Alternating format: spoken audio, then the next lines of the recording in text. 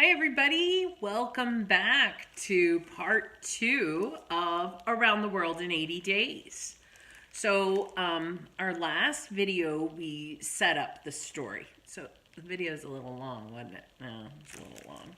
3 chapters, and I talked a little bit. Sorry about that. But we had to set up the story, and so we did. And what we found was that Passepartout became the servant to Mr. Phileas Fogg. He was so looking forward to working for a man who never went anywhere and who always did the same thing all the time and very quiet. And meanwhile, Mr. Phileas Fogg took a bet that he could get around the world in 80 days. And as we talked about in the last video, that was quite a feat back then. So, we are now ready for Chapter 4. Chapter 4, in which Phileas Fogg astounds Passepartout, his servant. Having won 20 guineas at whist and taken leave of his friends, Phileas Fogg, at 25 minutes past 7, left the Reform Club. Passepartout, who had conscientiously studied the program of his duties, was more than surprised to see his master guilty of the inexactness of appearing at this unaccustomed hour. For, according to rule, he was not due in Savile Row until precisely midnight. Mr. Fogg repaired to his bedroom and called out, "Passepartout!" Passepartout did not reply. It could not be he who was called. It wasn't the right hour. "Passepartout!" repeated Mr. Fogg without raising his voice. Passepartout made his appearance. "I've called you twice," observed his master. "But it is not midnight," responded the other, showing his watch. "I know it. I don't blame you. We start for Dover and Calais in 10 minutes. A puzzled grin overspread Passepartout's round face. Clearly, he had not comprehended his master. "Monsieur is going to leave home?" "Yes," returned Mr. Phileas Fogg. "We are going round the world." Passepartout opened wide his eyes, raised his eyebrows, held up his hands, and seemed about to collapse, so overwhelmed was he with stupefied astonishment. "Round the world," he murmured. "In 80 days," responded Mr. Fogg, "so we haven't a moment to lose." "But the trunks," gasped Passepartout, unconsciously swaying his head from left to right.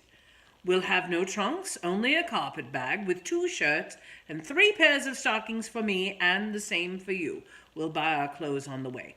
Bring down my mackintosh and traveling cloak and some stout shoes, though we shall do little walking. Make haste." Passepartout tried to reply, but could not. He went out, mounted to his own room, fell into a chair and muttered, "That's good, that is. And I, who wanted to remain quiet." He mechanically set about making preparations for the departure.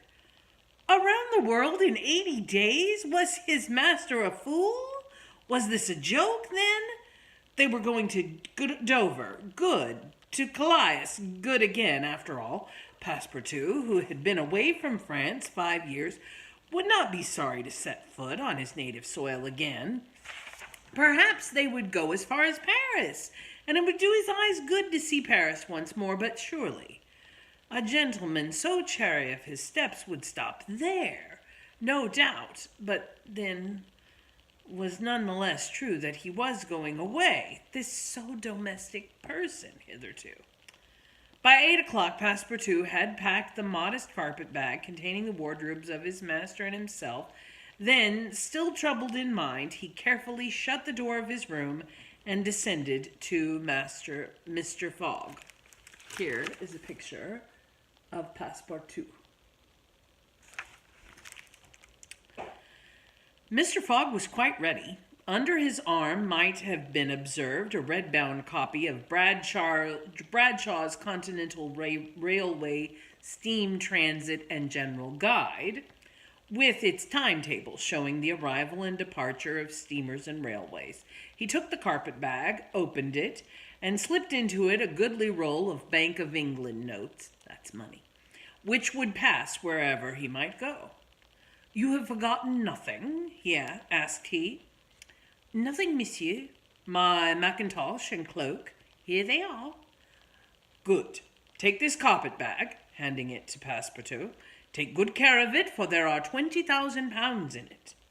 Passepartout nearly dropped the bag, as if the 20,000 pounds were in gold and weighed him down.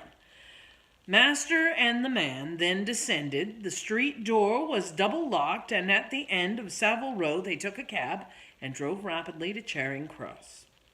The cab stopped before the railway station at 20 minutes past 8.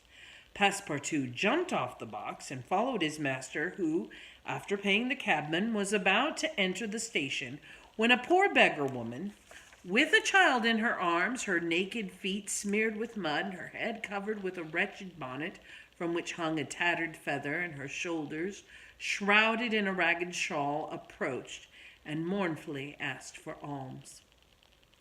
Mr. Fogg took out the 20 guineas he had just won at whist, handed them to the beggar, and said, "Here, my good woman, I'm glad that I met you," and passed on. Passepartout had a moist sensation about the eyes. His master's action touched his susceptible heart. 2 first-class tickets for Paris having been speedily purchased, Mr. Fogg was crossing the station to the train when he perceived his 5 friends from the Reform.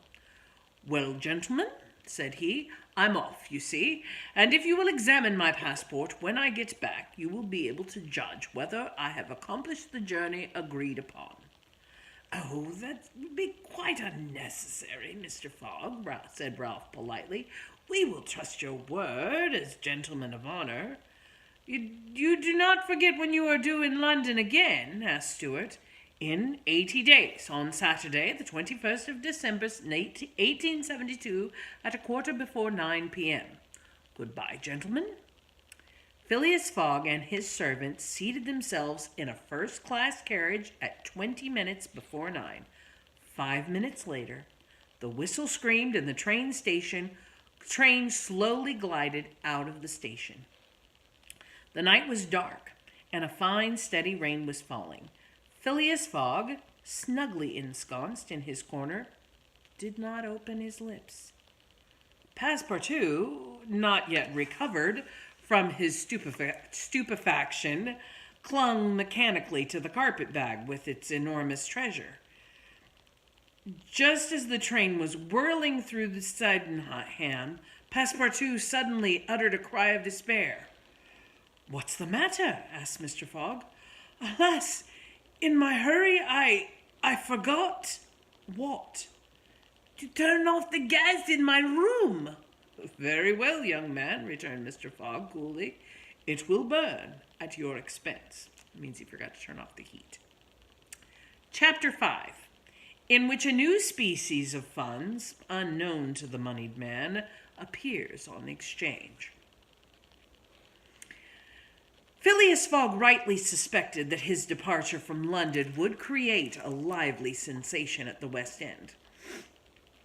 The news of the bet spread through the Reform Club and afforded an exciting topic of conversation to its members. From the club, it soon got into the papers throughout England.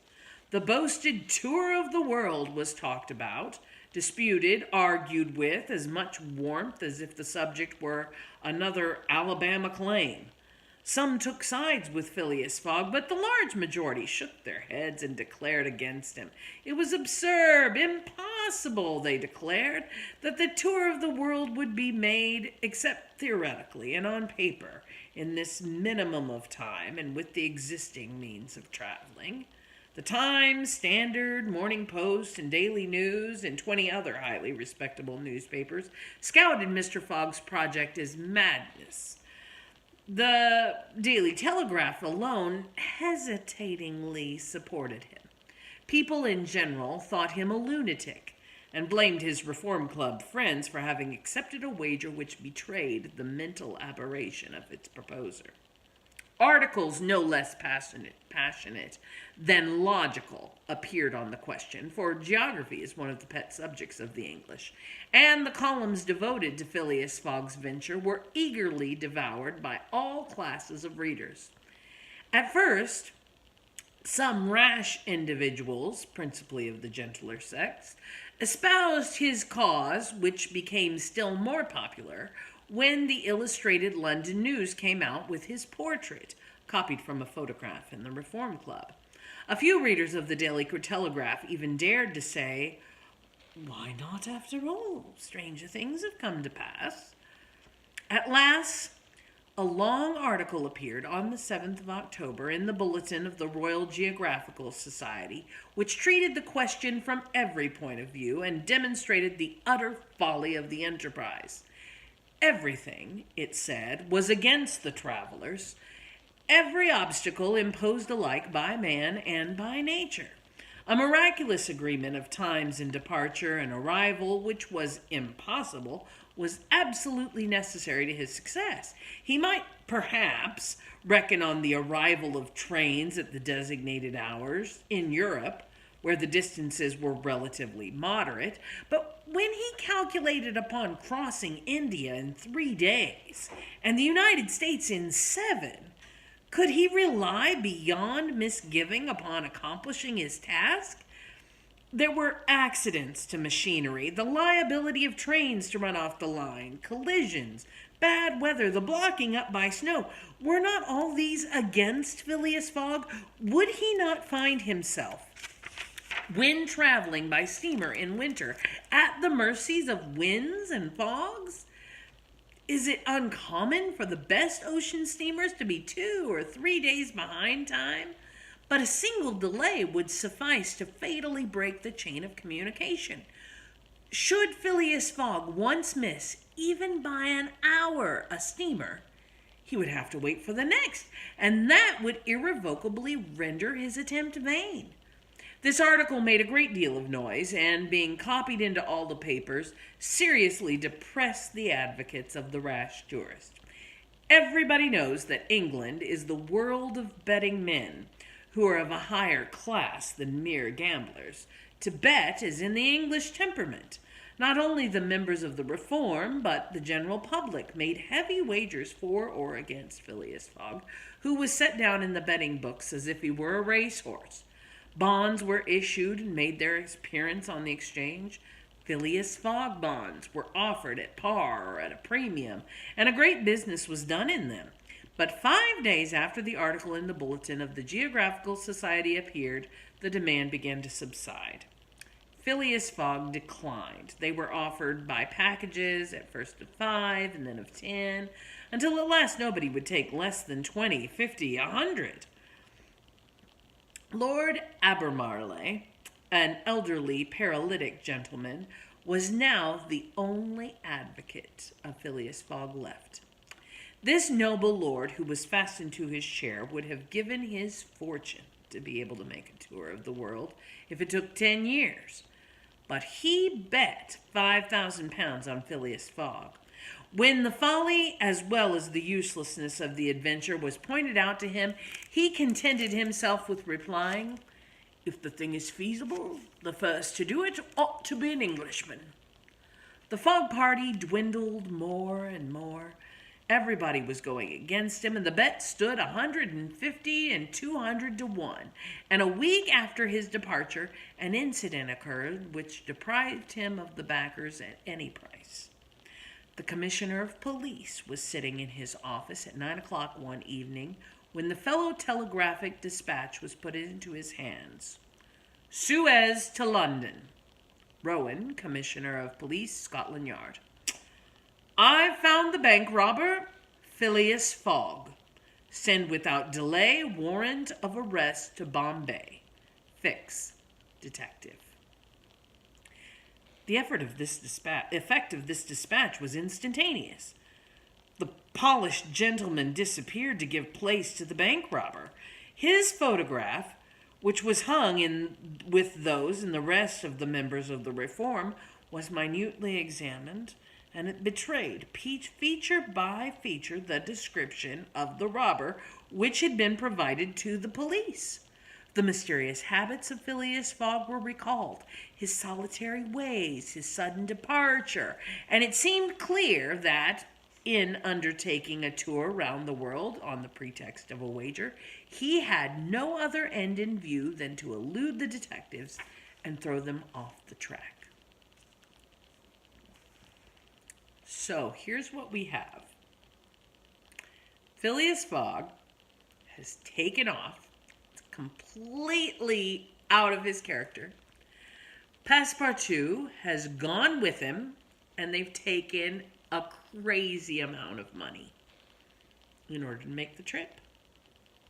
And in the process, while they've been gone only just a few days, all of London's been discussing it in the newspapers, and they're betting on him and whether or not he can win and whether or not he can make it. And in the meantime, some detective has decided, you know what? That robbery happened. Remember the robbery that they were talking about in the second chapter? Remember that robbery they were discussing? So there it was. And he's there, and the detective says, I think Phileas Fogg was the robber. So what do you think? Do you think all of it was a big cover-up so that he could cover up his robbing the bank? I don't know. I guess we'll have to wait and see. Tune in next time for Chapter 6, in which Fix the detective betrays a very natural impatience. See you next time. Bye.